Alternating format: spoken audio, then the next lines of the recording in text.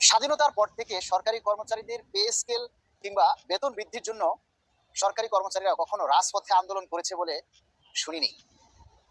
নিয়ম অনুযায়ী 4 বছর, 5 বছর কিংবা 6 বছর পর পে স্কেল হয়েছে, যথা নিয়মই হয়েছে।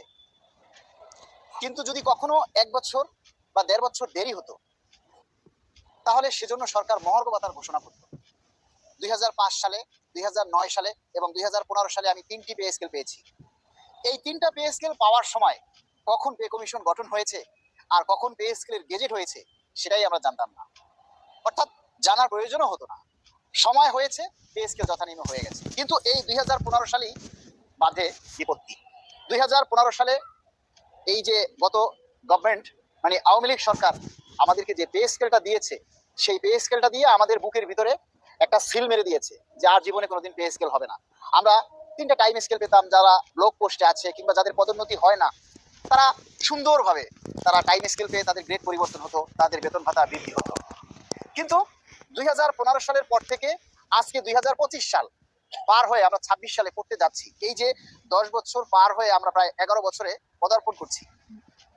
সেই যে বিগত সরকার পরাজিত হলো, কি আন্দোলন হলো? বৈষম্যহীন আন্দোলন। সকল বৈষম্য দূর করার জন্য বৈষম্যহীন সরকার গঠিত হলো, অন্তর্বর্তী সরকার আসলো। আমাদের কলিজাটা অনেক বড় হয়ে গেল যে আমাদের এবার বুঝি সকল বৈষম্য দূর হবে। কর্মচারী কর্মকর্তার মাঝে যে একটা আকাশ পাতাল দূরত্ব, এবার মনে হয় সেই দূরত্বটা আর থাকবে না।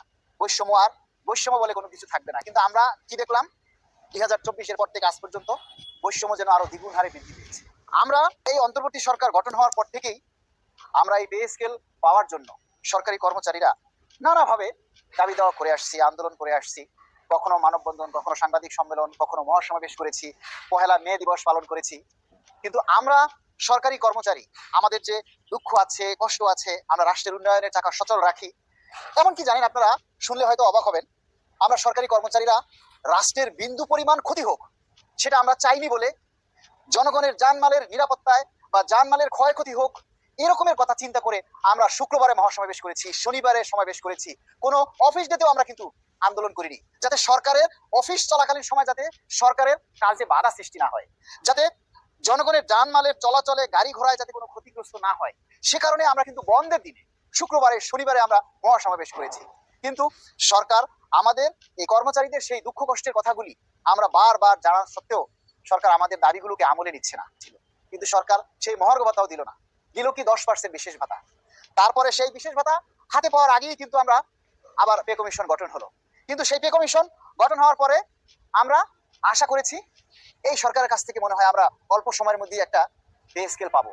মাননীয় প্রধান উপদেষ্টার কাছে আমাদের শেষ অনুরোধ, শেষ আকুতি, মাননীয় প্রধান উপদেষ্টা, আপনি থাকাকালীন সময় কর্মচারীদের জন্য একটা বৈষম্যহীন পে স্কেল ঘোষণা করুন, যাতে সরকারি কর্মচারীরা স্বস্তিতে জীবনযাপন করতে পারে, যাতে সরকারি কর্মচারীরা ভুল করেও যেন অবৈধভাবে ইনকাম করার সুযোগ না খোঁজে, যাতে কর্মচারীরা কোনো দুর্নীতির পথে পা না বাড়ায়।